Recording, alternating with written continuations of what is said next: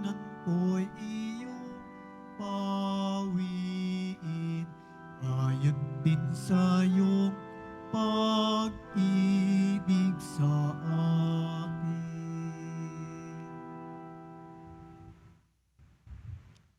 Sa ngalan ng Ama at ng Anak at ng Espiritu Santo, Amen. sumainyo ang Panginoon. At sumaiyo rin.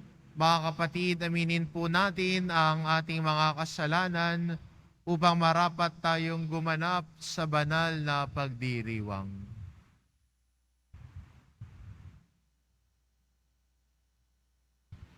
Inaamin ko Sa makapangyarihang Diyos at sa inyo mga kapatid, na lubha kong nagkasala sa isip, sa salita at sa gawa, at sa aking pagkukulang, kaya isinasamo ko sa mahal na Birheng Maria, sa lahat ng mga anghel at mga banal, at sa inyo mga kapatid, na ako'y panalangin sa Panginoong ating Diyos. kaawaan tayo ng makapangyarihan Diyos, patawarin tayo sa ating mga kasalanan, at patnubayan tayo sa buhay na walang hanggan. Amen.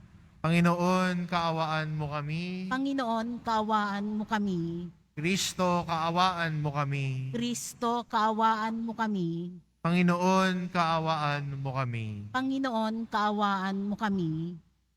Manalangin tayo. Ama naming makapangyarihan, silayan mo ang kalooban naming pinababanal ng kusa naming pagpapakasakit para sa pagbabagong buhay. Paunlakan mong pakinggan ang aming mga kahilingan. Pakundangan sa pagbubunsod mong ikaw ay aming paglingkuran sa pamamagitan ni Hesukristo kasama ng Espiritu Santo magpasawalang hanggan. Amen. Maupo muna po ang lahat.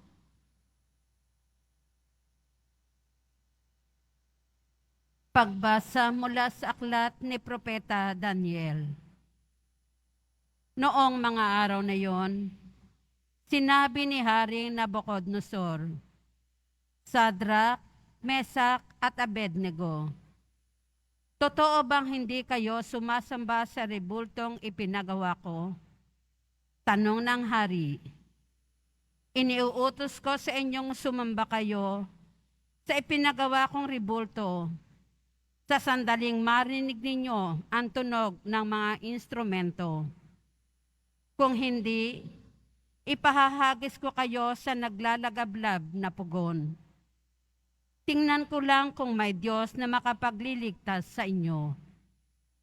Sinabi ni Sadrak, Mesak at Abednego, Mahal na hari, wala po kaming itututol sa inyo tungkol sa bagay na ito.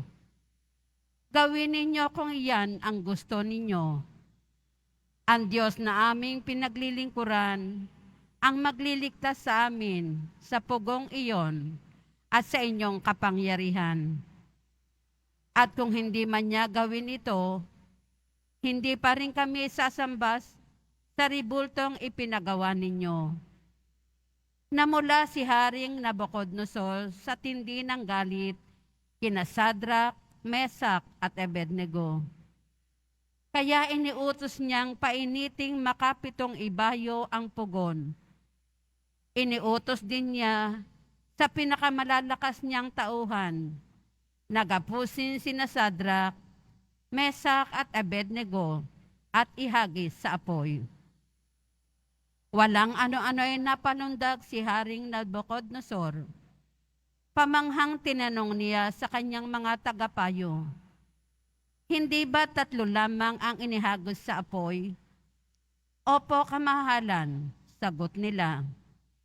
Bakit 4 ang nakikita kong lalakad-lakad sa apoy at hindi nasusunog? At yaong isa, ang tingin ko'y Diyos. Dahil dito, sinabi ng hari, purihin ang Diyos ni Sadrak, Mesak at Abednego. Nagsugo siya ng anghel upang iligtas ang mga lingkod niyang ito, naganap na nanalig sa kanya. Hindi sinunod ng mga ito ang aking utos. Ginusto pa nilang sila'y ihagis sa apoy kaysa sumamba sa Diyos-Diyosan. Ang salita ng Diyos. Salamat sa Diyos. Purihin at ipagdangal ang Diyos magpakailanman. Purihin at ipagdangal ang Diyos magpakailanman. Pinupuri ka namin, Panginoon, Diyos ng aming mga ninuno. Karapat dapat kang ipagdangal at dakilain magpakailanman. Purihin ang iyong banal at maluwalhating pangalan. Nararapat purihin at ipagdangal magpakailanman. Purihin at ipagdangal ang Diyos magpakailanman. Purihin ka sa iyong banal at marangal na tahanan. Lubhang karapat dapat kang awitan at dakilain magpakailanman. Purihin at ipagdangal ang Diyos magpakailanman. Purihin ka na nakaluklok sa maringal mong trono. Karapat dapat kang awitan at dakilain magpakailanman. Purihin at ipagdangal ang Diyos magpakailanman. Mula sa iyong luklukan sa ibabaw ng mga kerubin, nakikita mo ang kalaliman, ang daigdig ng mga patay.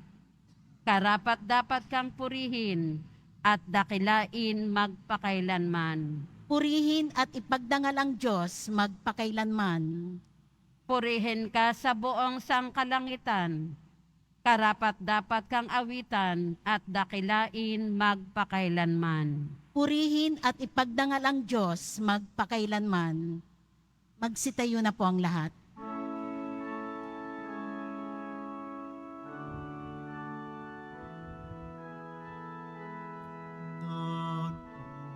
Nagpupuri kami sa'yo, Panginoong Jesucristo.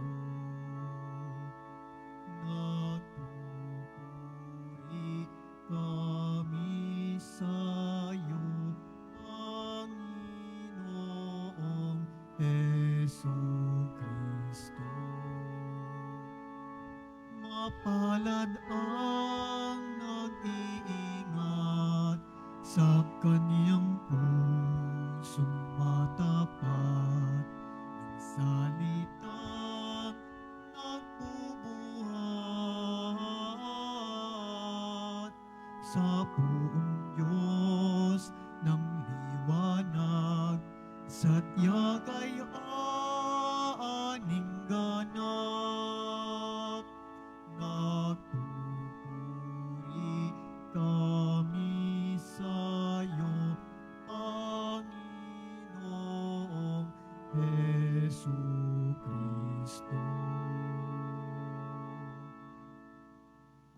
Sumainyo ang Panginoon, At sumayo rin, ang mabuting balita ng Panginoon ayon kay San Juan. papuri sa iyo, Panginoon.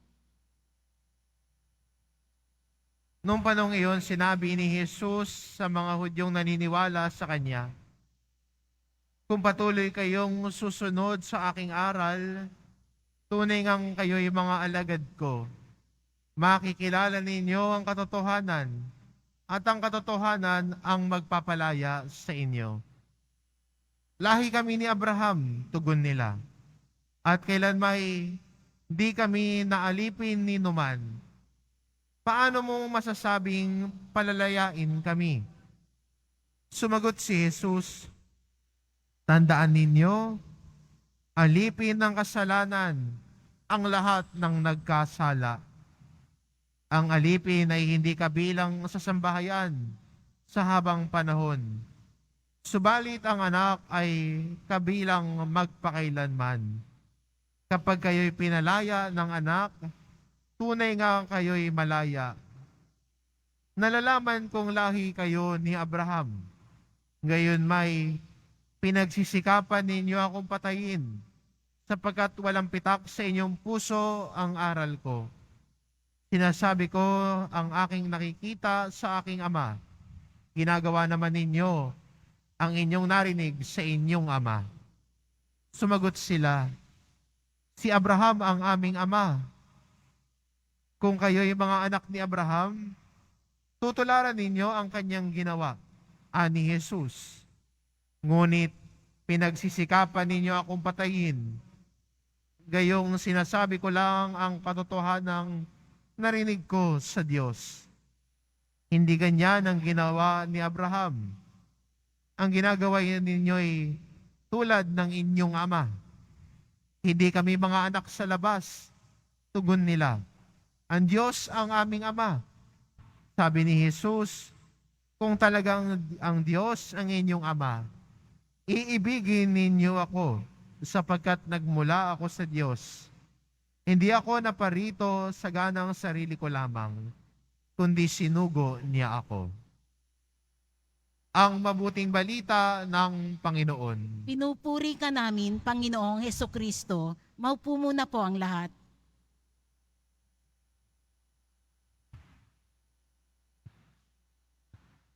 Ang tao nakikinig sa salita ng Diyos ay nakikilala ang Diyos. Hindi ba gano'n naman pag nakikipag-usap tayo? Pag nakikipag-usap tayo at kilala natin ang kausap natin, na pamilyar sa atin yung kanyang tinig. Hindi ba sa magkaibigan, kahit kahit number lang ang lumabas sa cellphone mo at may tumawag sa'yo, pero isang rinig mo pala ng boses niya, minsan sasabihin mong, ikaw ba to? May tatanong na, namumukaan mo na, nabobosesan mo na yung kausap mo. At bakit mo siya nabobosesan? Kasi pamilyar sa'yo ang tinig niya. Naalala ko nung bata po ako, ang tatay ko po ay tatawag sa bahay para kamustahin kami. Bago magtanghalian, tatawag siya kung kumain na ba kami. At minsan ay pagsagot ko ng telepono, nung pagka-hello ko, nabosesan ko tatay ko. Pero ang sagot niya, hindi ako tatay mo. Sabi ko, sino kaya to? Ang sagot niya, sino po ito? Ang sagot niya sa akin, ako si Batman. Kahit magbose-bosesan at iba-ibahin niya yung boses niya, alam kong tatay ko yung kausap ko. Kahit na magpanggap siyang si Batman, alam kong hindi siya si Batman. Tatay ko yung kausap ko. Kasi pamilyar sa akin yung boses niya. Lalo na sa mga panahon na wala pang caller ID, diba? Sa mga nakaabot nun, huli kayo. Nagkakaalaman tayo ng edad. Pero mabosesan mo lang, alam mo ang tunog ng kanyang boses. Alam mo ang tinig niya dahil nagmumula ito sa isang ugnayan. Ganon din sana tayo sa Diyos. Pamilyar tayo sa tinig ng Diyos dahil meron tayong ugnayan sa Diyos. Alam natin ang boses ng Diyos, alam natin ang kanyang aral at turo, dahil may ugnayan tayo sa Diyos. Kaya ang sabi ni Jesus doon sa mga nakikinig sa kanyang Hudyo, kung talagang nakikinig kayo sa Diyos, kung talagang anak kayo ni Abraham, papakinggan ninyo ako. Alam ninyo yung sinasabi ko, kasi ang sinasabi ko ay mula sa Diyos. Ito sinasabi ni Jesus sa mga nakikinig sa Kanya. Pero tila'y hindi yata nila alam ang tinig talaga ng Diyos. Kasi sabi ni Jesus sa kanila, kung alam ninyo ang tinig ng Diyos, kung ang Diyos ang inyong Ama, wala kayo sanang balak gawan ako ng masama, sabi ni Jesus, kundi maniniwala kayo sa aking aral at turo.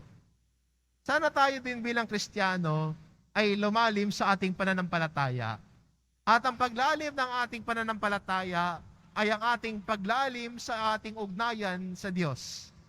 Na ang kanyang tinig ay pamilyar sa atin, ang kanyang aral at turo ay bahagi ng ating buhay, at ang kanyang aral at turo ay ating pinaninindigan, lalong-lalo na sa panahon ng mga pagsubok. Kaya kung babalikan natin yung unang pagbasa, si Shadrach, Meshach at Abednego, pinanindigan ang salita ng Diyos sa kabila ng pag-uusig na kinaharap nila, na ang utos ng Haring Nebuchadnezzar ay Bawal sumamba sa ibang Diyos, yung Diyos lamang niya. Pero ang tatlong lalaking ito, na si Shadrach, Meshach at Abednego, ang sabi nila, hindi. Ang Diyos na totoo lamang ang aming sasambahin. Kaya kahit buhay ang kapalit, handa sila dahil mas mahalaga ang ugnayan nila sa Diyos kaysa masira ito ng pagsamba sa ibang Diyos-Diyosan. Kaya sana sa atin bilang Kristiyano, palalimin natin ang ating ugnayan kay Jesus Nazareno, ang anak ng Diyos na nagpahayag sa atin ng mabuting balita. Si Jesus Nazareno na nagpakilala sa atin, sino ang Ama? Paano tayo makakatugon sa Kanya?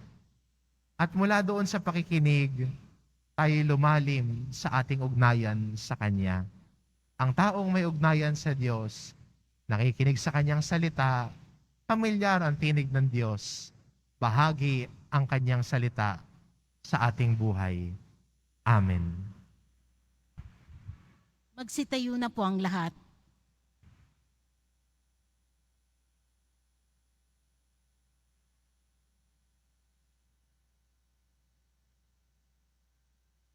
Minamahal ko mga kapatid, ang Diyos ang walang hanggang pinagmumulan ng katotohanan, kalayaan at lakas. Hilingin natin sa Diyos na loobin niyang matamo natin at ng lahat ng tao ang kaganapang ninanais niya para sa atin. Ang ating itugon, Ama, gawin mo kaming ganap. Ama, gawin mo kaming ganap. Ang lahat ng naghahanap sa katotohanan, naway maging bukas at malaya ang isip sa mensahe ni Jesus at sa kanyang simbahan. Manalangin tayo. Ama, gawin mo kaming ganap. Ang ating mga taimtim na gawain ngayong Kwaresma, naway makatulong upang palayain tayo sa pagkaalipin ng labis na pagpapahalaga sa sarili. Manalangin tayo. Ama, gawin mo kaming ganap. Ang ating pagkaabala sa materialismo na umiiral sa ating panahon, naway hindi makahadlang sa ating paghahanap sa buhay na walang hanggan. Manalangin tayo. Ama, gawin mo kaming ganap. Ang mga may sakit, mga dukha, mga bilanggo, mga walang kaalaman, at lahat ng nagdurusa, naway makatagpo ng paglaya mula sa mga pasanin nila sa buhay. Manalangin tayo. Ama, gawin mo kaming ganap. Butihing Ama, namatay ang iyong anak upang makilala ng mga tao ang katotohanan at mamuhay ng ayon dito. Hinihiling namin ito sa pamamagitan ni Kristo na aming Panginoon. Amen. Maupo muna po ang lahat.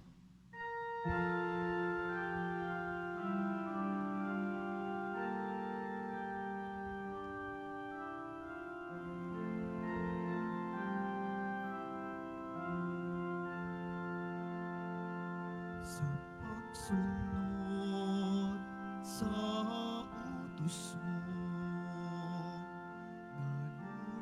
nalulugod akong labis. Di masukat ang galak ko, pagkat aking iniibig. Sa iyo, Ama, aming handog ang tinapay at alak na ito. Handog ng iyong bayang sumasamo, humihingi ng patawad mo.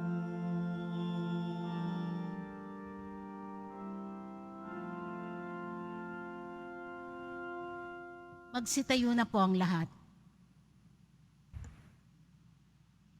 Manalangin kayo mga kapatid upang ang paghahain natin ay kalugdan ng Diyos amang makapangyarihan. Tanggapin nawa ng Panginoon itong paghahain sa iyong mga kamay sa kapurihan niya at karangalan sa ating kapakinabangan at sa buong sambayanan niyang banal. Ama naming lumikha, maitalaga nawa namin sa iyo ang gagawing paghahain ng iyong ibinigay upang aming mayaalay din sa layuning aming sambahin ang ngalan mo, upang ang kagalingan namin ay makamtan mula sa iyo sa pamamagitan ni Hesukristo kasama ng Espiritu Santo magpa sa walang hanggan. Amen. Sumainyo ang Panginoon. At sumaiyo rin, Itaas sa Diyos ang inyong puso at diwa. itinaas na namin sa Panginoon. Pasalamatan natin ang Panginoong ating Diyos. Marapat na siya ay pasalamatan. Ama naming makapangyarihan, tunay ngang marapat na ikaw ay aming pasalamatan sa pamamagitan ni Hesukristo na aming Panginoon, sa pagpapakasakit ng giliw mong anak, ang sangkatauhay minarapat mong magpahayag ng iyong dakilang pag-ibig sa lahat, na pawang nais mong tubusin ng Mesiyas. Sa harap ng iyong kadakilaan, kapos ang dila naming magsaysay, sa pag-ibig na makapangyarihan, sa krus ay itinanghal. Sa krus ipinasyang patawarin ang mga tao. Sa krus nagtagumpay ang ipinakong Kristo. Kaya kaisa ng mga anghel na nagsisiawit ng papuri sa iyo, nang walang humpay sa kalangitan, kami nagbubunyi sa iyong kadakilaan. Santo, Santo, Santo, Panginoong Diyos ng mga hukbo, napupuno ang langit at lupa ng kadakilaan mo. O sana sa kaitaasan, pinagpala ang naparirito sa ngalan ng Panginoon. O sana sa kaitaasan, lumuhod po ang lahat. Ama naming banal, ikaw ang bukal ng tanang kabanalan, kaya't sa pamamagitan ng iyong Espiritu, gawin mong banal ang kaloob na ito, upang para sa amin maging katawan at dugo ng aming Panginoong Hesukristo. Bago niya pinagtiisang pusang loob na maging handog, hinawakan niya ang tinapay, pinasalamatan kanya, pinagati-hati niya iyon, iniabot sa kanyang mga alagad at sinabi, "Tanggapin ninyong lahat ito at kanin. Ito ang aking katawan na iahandog para sa inyo."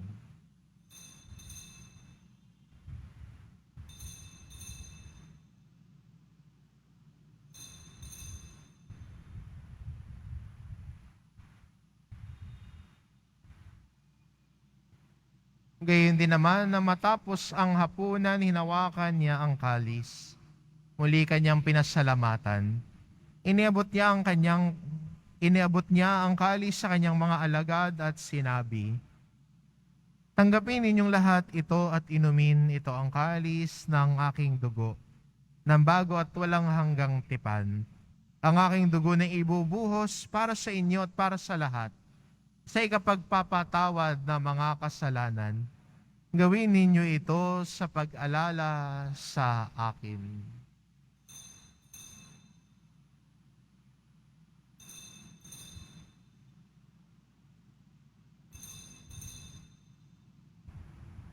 Magsitayo na po ang lahat. Ipagbunyi natin ang misteryo ng pananampalataya. Si Kristo'y namatay, si Kristo'y nabuhay, si Kristo'y babalik sa wakas ng panahon. Ama, ginagawa namin ngayon ang pag-alala sa pagkamatay at muling pagkabuhay ng iyong anak. Kaya't inaalay namin sa iyo ang tinapay na nagbibigay buhay at ang kalis na nagkakaloob ng kaligtasan. Kami nagpapasalamat dahil kami iyong minarapat na tumayo sa harap mo para maglingkod sa iyo. Isinasamo namin kaming magsasalo-salo sa katawan at dugo ni Kristo ay mabuklod sa pagkakaisa sa pamamagitan ng Espiritu Santo. Ama, lingapin mo ang iyong simbahang laganap sa buong daigdig. Puspusin mo kami sa pag-ibig, kaisa ni Francisco na aming Papa at ni Jose na aming Obispo at ng Tanang Kaparian. Alalahanin mo rin ang mga kapatid naming nahimlay na may pag-asang sila'y muling mabubuhay. Ngayon din ang lahat ng mga pumanaw. Kaawaan mo sila at patuloyin sa iyong kaliwanagan. Kaawaan mo at pagindapatin kaming lahat na makasalo sa iyong buhay na walang wakas. Kaisa na mahal na Birheng Maria, na ina ng Diyos, ng kabiyak ng puso niyang si San Jose, kaisa ng mga apostol at ng lahat ng mga banal, na namuhay dito sa daigdig ng kalugod-lugod sa iyo, maipagdiwang nawa namin ang pagpupuri sa ikararangal mo sa pamamagitan ng iyong anak, na aming Panginoong Heso Kristo. Sa pamamagitan ni Kristo, kasama niya at sa Kanya, ang lahat ng parangal at papuri ay sa iyo, Diyos amang makapangyarihan, kasama ng Espiritu Santo, magpa sa walang hanggan. Amen. Sa tagubilin ng mga nakagagaling na utos at turo ni Jesus na Panginoon natin at Diyos, ipahayag po natin ng lakas loob. Ama namin, sumasalangit ka, sambahin ang ngalan mo, mapasa amin ang kaharian mo, sundin ang loob mo dito sa lupa para nang sa langit. Bigyan mo kami ngayon ng aming kakanin sa araw-araw, at patawarin mo kami sa aming mga sala, para nang pagpapatawad namin sa nagkakasala sa amin. At huwag mo kaming ipahintulot sa tukso, at adya mo kami sa lahat ng masama. Hinihiling namin kami adya sa lahat ng masama, pagkalooban ng kapayapaan araw-araw. Iligtas sa kasalanan at ilayo sa lahat ng kapahamakan. Samantalang aming pinananabikan ang dakilang araw ng pagpapahayag ng tagapagligtas naming si Heso Kristo. Sapagkat iyo ang kaharian at ang kapangyarihan at ang kapurihan magpakailanman. Amen. Panginoong Hesukristo, sinabi mo sa iyong mga apostol, kapayapaan ang iniiwan ko sa inyo, ang aking kapayapaan ang ibinibigay ko sa inyo. Tunghayan mo ang aming pananampalataya at huwag ang aming pagkakasala. Pagkalooban mo kami ng kapayapaan at pagkakaisa, ayon sa iyong kalooban, kasama ng Espiritu Santo, magpa sa walang hanggan. Amen. Ang kapayapaan ng Panginoon ay laging sumainyo. At sumaiyo rin. Magbigayan kayo ng kapayapaan sa isa't isa. Kordero ng Diyos na nag-aalis ng mga kasalanan ng sanlibutan, maawa ka sa amin. Kordero ng Diyos na nag-aalis ng mga kasalanan ng sanlibutan, maawa ka sa amin. Kordero ng Diyos na nag-aalis ng mga kasalanan ng sanlibutan, ipagkaloob mo sa amin ang kapayapaan. Lumuhod po ang lahat.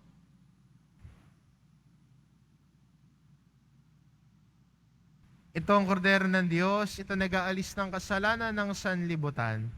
Mapalad ang mga inaanyayahan sa kanyang piging. Panginoon, hindi ako karapat-dapat na magpatuloy sa iyo, ngunit sa isang salita mo lamang ay gagaling na ako.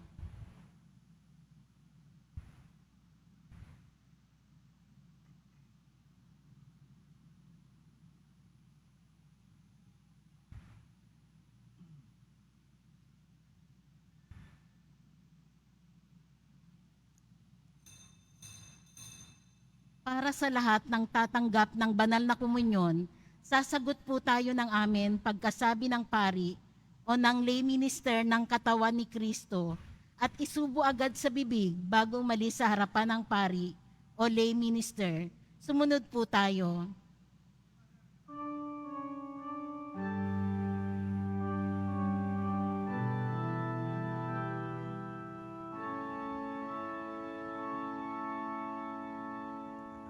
O Diyos, Ikaw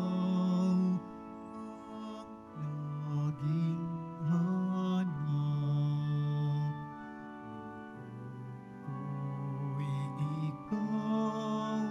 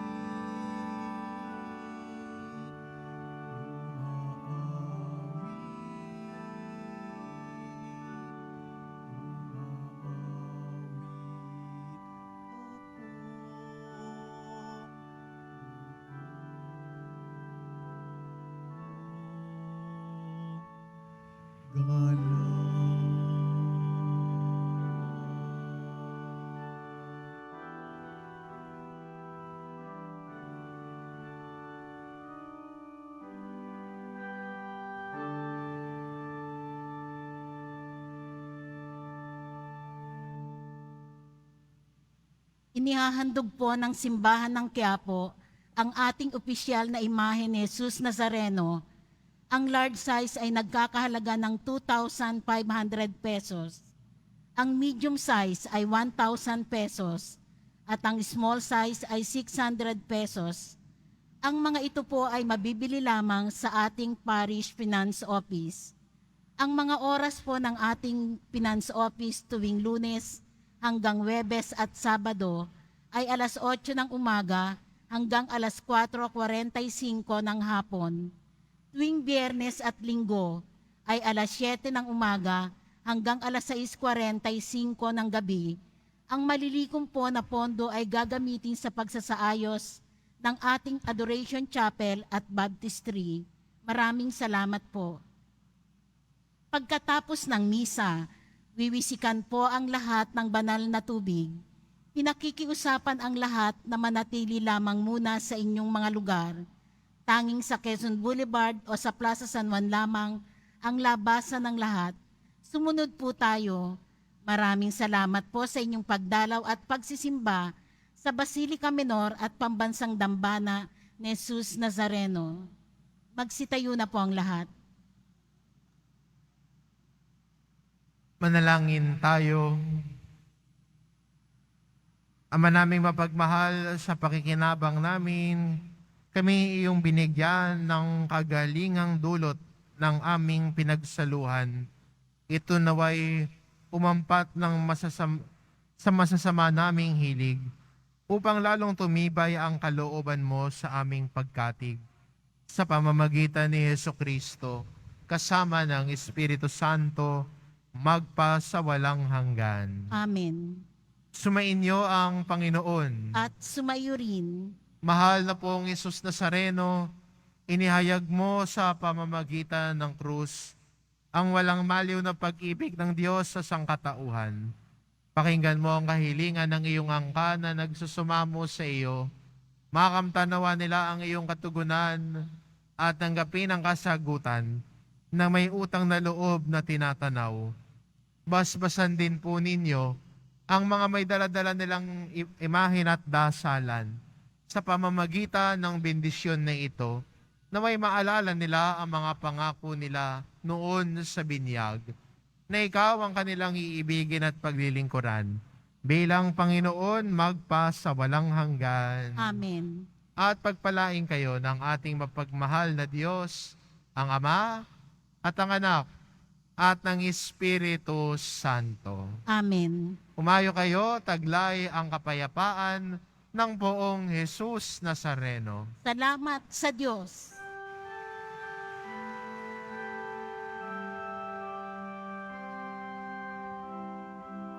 Nuestro Padre Jesus Nazareno, sinasamba ka namin, pinipinto ka namin, aral mo ang aming buhay at kaligtasan. Nuestro Padre Jesus Nazareno, iligtas mo kami sa kasalanan. Ang krus mong kinamatayan ay sagdisag ng aming kaligtasan. Nuestro Padre Jesus Nazareno,